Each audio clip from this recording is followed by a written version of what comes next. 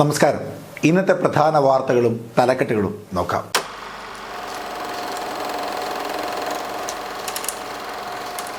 ഇന്ന് എല്ലാ പത്രങ്ങളും പ്രാധാന്യം നൽകിയിട്ടുള്ളത് ഒളിമ്പിക്സ് വാർത്തയ്ക്കാണ്. മറ്റ് പ്രധാനപ്പെട്ട വാർത്തകളെല്ലാം ഓരോ പത്രങ്ങളിലും വ്യത്യസ്തമാണ്. എന്തൊക്കെയാണ് ഇന്നത്തെ പത്രവിശേഷങ്ങളെന്ന് നോക്കാം. ഏറ്റവും ആദ്യം കേരള കൗമുദിയാണ്. പാരീസ് മിഠായി എന്ന തലക്കെട്ടോടുകൂടി 100 വർഷത്തിന് ശേഷം പാരീസിൽ അരങ്ങേറുവാൻ പോകുന്ന ഒളിമ്പിക്സ് മാമാങ്കത്തെ പറ്റിയിട്ടുള്ള വാർത്തയാണ് ആദ്യ പേജിൽ തന്നെ നൽകിയിട്ടുള്ളത്. അതിൽ താരങ്ങളുടെ കാർട്ടൂണൊക്കെ വരച്ചുകൊണ്ടുള്ള ഒരു ആദ്യ പേജാണുള്ളത്. ഒളിമ്പിക്സ് ഉദ്ഘാടന ചടങ്ങ് ഇന്ത്യൻ സമയം രാത്രി 11 മണി. ദീപികയും ഒളിമ്പിക്സിന് തന്നെ പ്രാധാന്യം നൽകുന്നു. പാരാകെ പാരീസ് എന്ന തലക്കെട്ടോടുകൂടിയാണ് ആ വാർത്ത നൽകിയിട്ടുള്ളത്. ദേശാഭിമാനിയിലേക്ക് വരുമ്പോൾ പാരിൽ പാരീസ് എന്ന തലക്കെട്ടോടുകൂടി ദീപികയുടെ തലക്കെട്ടിനോട് ചെറിയ സാദൃശ്യം വരുന്ന ഒരു തലക്കെട്ടാണ് ദേശാഭിമാനി നൽകിയിട്ടുള്ളത്. അത് ആദ്യ പേജ് മുഴുവൻ ദേശാഭിമാനി ഒളിമ്പിക്സുമായി ബന്ധപ്പെട്ട ഒരു കാർട്ടൂണോട് കൂടിയാണ് നൽകിയിട്ടുള്ളത്. 2 പ്രധാന പേജുകളാണ് ദേശാഭിമാനിക്കുള്ളത്. ഉൾപേജിലേക്ക് വരുമ്പോഴും മറ്റൊരു മനോഹരമായ ചിത്രം ദേശാഭിമാനിയുടേതാണ്. ഒളിമ്പിക്സിലെ ഏറ്റവും മനോഹരമായ ഒരു ചിത്രം പരിശോധിക്കുമ്പോൾ താരതമ്യം ചെയ്യുമ്പോൾ ദേശാഭിമാനിയുടേതാണ് ഒളിമ്പിക്സിലെ ഏറ്റവും മനോഹരമായ ഒരു ചിത്രം. ഇതാ ഈഫിൽ കളിമുറ്റം എന്ന തലക്കെട്ടോടുകൂടി ഈഫിൽ ടവറിൻ്റെ താഴെ ഒളിമ്പിക്സിൻ്റെ ലോഗോയുടെ നടുഭാഗത്തായി മനോഹരമായ ഒരു ചന്ദ്രൻ ഉദിച്ചു നിൽക്കുന്ന ചിത്രമാണ് അതിലുള്ളത്. മാനം മുട്ട എന്ന തലക്കെട്ട് ആ ചിത്രത്തിന് പ്രത്യേകമായി നൽകിയിട്ടുണ്ട്. ഏറ്റവും ആദ്യം കേരള കൗമുദിയാണ്. കേരള കൗമുദി പാരീസ് മിഠായി എന്ന തലക്കെട്ടോടുകൂടിയാണ് ഒളിമ്പിക്സിന്റെ വാർത്ത നൽകിയിട്ടുള്ളത്. ഇന്ന് രാത്രി ഇന്ത്യൻ സമയം 11 മണിക്കാണ് ഒളിമ്പിക്സ് ഉദ്ഘാടന ചടങ്ങ് നടക്കുന്നത്. 100 വർഷത്തിന് ശേഷമാണ് പാരീസിൽ ഒളിമ്പിക്സ് നടക്കുന്നതെന്ന പ്രത്യേകതയും ഈ ഒളിമ്പിക്സിനുണ്ട്. കായിക താരങ്ങളുടെ കാർട്ടൂൺ സ്കെച്ചോടുകൂടിയാണ് വാർത്ത ആദ്യ പേജിൽ നൽകിയിട്ടുള്ളത്. അതിനോടൊപ്പം കേരള കൗമുദി ഇന്ന് പ്രാധാന്യത്തോടുകൂടി നൽകിയിട്ടുള്ള വാർത്ത ഭരണഘടനാ ബെഞ്ചിന്റെ ഭൂരിപക്ഷ വിധി ധാതുഖനന നികുതി സംസ്ഥാന അവകാശം എന്ന തലക്കെട്ടോടുകൂടി ക്വാറികളിലും ഖനികളിലും ധാതുക്കൾക്ക് നികുതി പിരിക്കാൻ സംസ്ഥാനങ്ങൾക്കാണ് അധികാരമെന്ന് ചീഫ് ജസ്റ്റിസിന്റെ നേതൃത്വത്തിലുള്ള സുപ്രീം കോടതിയുടെ 9-അംഗ ഭരണഘടനാ ബെഞ്ചിന്റെ ഭൂരിപക്ഷ വിധിയാണ് കൗമുദി ആദ്യ പേജിൽ നൽകിയിട്ടുള്ളത്. കൗമുദി ആദ്യ പേജിൽ നൽകിയിട്ടുള്ള മറ്റൊരു പ്രധാനപ്പെട്ട വാർത്ത ദീപികയിലേക്ക് വരുമ്പോൾ പാരാകെ പാരീസ് എന്ന തലക്കെട്ടോടു കൂടിയാണ് ദീപിക വാർത്ത നൽകിയിട്ടുള്ളത്. അതിനോടൊപ്പം പ്രാധാന്യത്തോടുകൂടി നൽകിയിട്ടുള്ളത് കെട്ടിട നിർമ്മാണ പെർമിറ്റ് ഫീസ് വർധന കുറച്ച നടപടി തിരുത്തിയത് വെറും പൊടിക്കൈ എന്ന തലക്കെട്ടോടുകൂടിയുള്ള വാർത്തയാണ്. അതായത് കെട്ടിട നിർമ്മാണ പെർമിറ്റ് ഫീസ് വർധന കുറച്ച നടപടി തിരുത്തിയത് വെറും പൊടിക്കൈ എന്ന തലക്കെട്ടോടുകൂടി കെട്ടിട നിർമ്മാണ പെർമിറ്റിന്റെ ഫീസ് 30% വർദ്ധിപ്പിച്ച് അത് 15% കുറച്ച് 15% വർധനയോടുകൂടിയാണ് നൽകുന്നതെന്ന വാർത്തയാണ് ദീപിക ഒളിമ്പിക്സ് വാർത്തയോടൊപ്പം പ്രാധാന്യത്തോടെ നൽകിയിട്ടുള്ള മറ്റൊരു വാർത്ത. ഒപ്പം കാർഗിൽ യുദ്ധവിജയത്തിന് ഇന്ന് 25 വയസ്സ്. ലഡാക്കിലെ ദ്രാസ് പ്രദേശ ടൈഗർ ഹില്ലിൽ കാർഗിൽ യുദ്ധത്തിന്റെ വിജയം ആഘോഷിക്കുന്ന സൈനികരുടെ ഫയൽ ചിത്രമാണ് ദീപിക വലതു ഭാഗത്ത് പ്രാധാന്യത്തോടെ നൽകിയിട്ടുള്ളത്. ദേശാഭിമാനിയിലേക്ക് വരുമ്പോൾ ദീപികയുടെ ഒളിമ്പിക്സ് തലക്കെട്ടിനോട് സാദൃശ്യമുള്ള ഒരു തലക്കെട്ടാണ് ദേശാഭിമാനി നൽകിയിട്ടുള്ളത്. പാരിൽ പാരീസ് എന്ന തലക്കെട്ടോടുകൂടിയാണ് ആ വാർത്ത ഉള്ളത്. ദേശാഭിമാനി ഒളിമ്പിക്സുമായി ബന്ധപ്പെട്ട വാർത്ത ഇന്ന് 2 പ്രധാന പേജുകളുള്ളപ്പോൾ ഉൾപേജിൽ നൽകിയിട്ടുണ്ട്. അതിൽ മനോഹരമായ ചിത്രം മാനമുട്ട എന്ന തലക്കെട്ടോടുകൂടി ഒരു ചിത്രം നൽകിയിട്ടുണ്ട്. അത് പാരീസിലെ ഈഫിൽ ടവറിൻ്റെ താഴെ ഒളിമ്പിക്സിൻ്റെ ഒരു ലോഗോ, അതിനുള്ളിൽ പൂർണ്ണചന്ദ്രൻ്റെ ചിത്രം, മനോഹരമായൊരു ചിത്രമാണ്. അതിനോടൊപ്പം ഇതാ ഈഫിൽ കളിമുറ്റം എന്ന തലക്കെട്ടോടുകൂടിയാണ് അതിൻ്റെ ലേഖനം എഴുതിയിട്ടുള്ളത്. അർജുനില്ല 4 ലോഹഭാഗം കാത്തിരിപ്പ് വിഫലം എന്ന തലക്കെട്ടോടുകൂടി അർജുനു വേണ്ടിയുള്ള തെരച്ചിലെങ്ങും എത്താൻ നിൽക്കുന്ന വാർത്തയാണ് ദേശാഭിമാനി നൽകിയിട്ടുള്ളത്. ധാതുഖനനം നടത്തുന്നതുമായി ബന്ധപ്പെട്ട വാർത്തയ്ക്കും ദേശാഭിമാനി പ്രാധാന്യം നൽകിയിട്ടുണ്ട്. ധാതുഖനനം സംസ്ഥാനങ്ങൾക്ക് നികുതി ചുമത്താം എന്ന തലക്കെട്ടോടുകൂടിയാണ് ആ വാർത്ത നൽകിയിട്ടുള്ളത്. നൽകിയിട്ടില്ല. ജന്മഭൂമി പ്രാധാന്യം നൽകിയിട്ടുള്ളത് കേരളത്തിന്റെ വിദേശകാര്യ സെക്രട്ടറി കർശന താക്കീതുമായി കേന്ദ്ര സർക്കാർ എന്ന തലക്കെട്ടോടുകൂടി വിദേശകാര്യ ചുമതലയുള്ള സെക്രട്ടറി പദവിയിൽ കെ വാസുകി IAS കേരള സർക്കാർ നിയമിച്ചതിനെതിരെ അതിരൂക്ഷ വിമർശനവുമായി കേന്ദ്ര വിദേശകാര്യ മന്ത്രാലയം എന്ന വാർത്തയാണ് ജന്മഭൂമി ആദ്യ പേജിൽ പ്രാധാന്യത്തോടുകൂടി നൽകിയിട്ടുള്ളത്. അതിനോടൊപ്പം തന്നെ ബിയവന്യൂ ആ പാരി എന്ന തലക്കെട്ടോടുകൂടി പാരീസിൽ ഭാരതത്തിന്റെ ബോക്സിംഗ് താരം നിഖാത് സരീർ ഒളിമ്പിക്സ് വളയങ്ങളിൽ ചിത്രത്തിനായി പോസ്റ്റ് ചെയ്യുന്ന ഒരു ചിത്രത്തോടുകൂടിയുള്ള വാർത്ത, ഒരു പ്രത്യേക ലേഖനം ആദ്യ പേജിൽ നൽകിയിരിക്കുന്നു. നാരായൺജി നവതി ആഘോഷങ്ങൾക്ക് തുടക്കം. പി നാരായണൻ തൂലിക ആയുധമാക്കിയ വ്യക്തി വി ഭാഗയ്യ. അതായത് നവതി ആഘോഷവേദിയിൽ പി നാരായണന് RSS അഖില ഭാരതി കാര്യകാരി സദസ്യ വി ഭാഗയ്യ ഉപഹാരം സമ്മാനിക്കുന്ന ചിത്രത്തോടു കൂടിയുള്ള ഒരു വാർത്തയാണ് ജന്മഭൂമി ആദ്യ പേജിൽ മറ്റു പ്രധാനപ്പെട്ട വാർത്തയെ നൽകിയിട്ടുള്ളത്. കാർഗിൽ യുദ്ധ വിജയവുമായി ബന്ധപ്പെട്ട വാർത്തയ്ക്കും ദേശാഭിമാനി ചെറിയ പ്രാധാന്യം നൽകിയിട്ടുണ്ട്.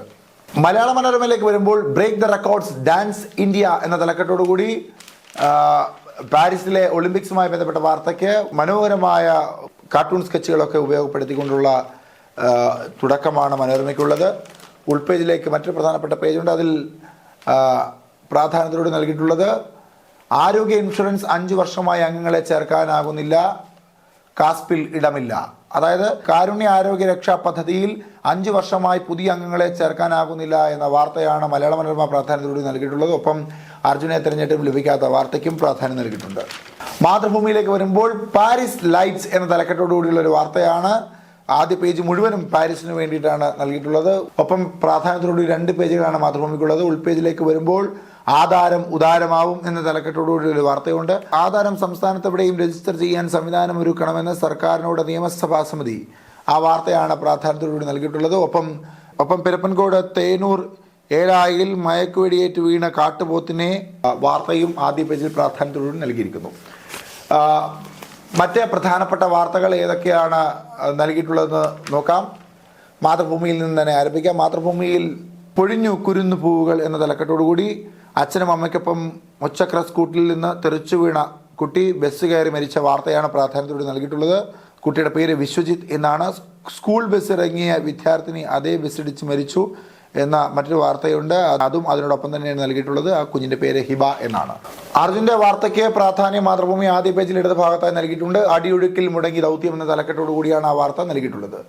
നികുതി ചുമത്താൻ അധികാരം സംസ്ഥാനങ്ങൾക്ക് എന്ന വാർത്തയ്ക്കും പ്രാധാന്യമുണ്ട് മാതൃഭൂമിയുടെ ആദ്യ പേജ്. ഉൾപേജിലായി മംഗലാപുരത്തെത്തിയ കാട്ടുപോത്തിനെ പിടികൂടിയ ദൃശ്യങ്ങളും വാർത്തയും നൽകിയിട്ടുണ്ട് മാതൃഭൂമി.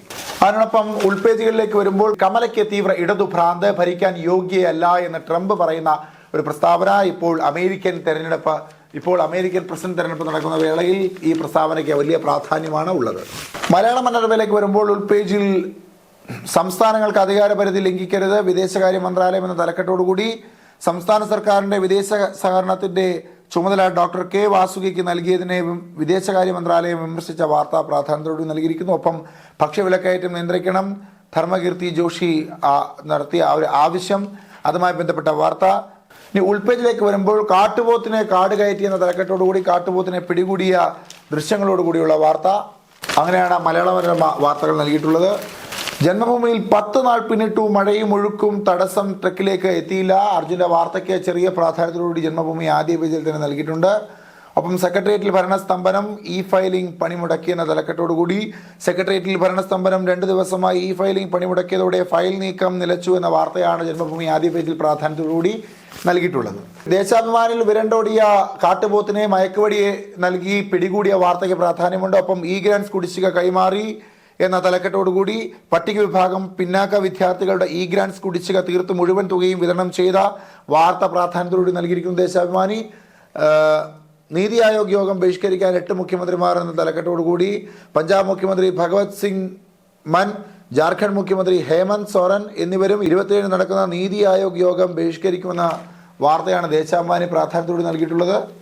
ദീപിക ശിരൂർ ദൗത്യം അതിതീവ്ര ശ്രമകരം, തെരച്ചിൽ തുടരുന്നു എന്ന വാർത്തയ്ക്ക് പ്രാധാന്യമുണ്ട്. അർജുന് വേണ്ടിയുള്ള തെരച്ചിലുമായി ബന്ധപ്പെട്ട വാർത്തയാണ് അത്.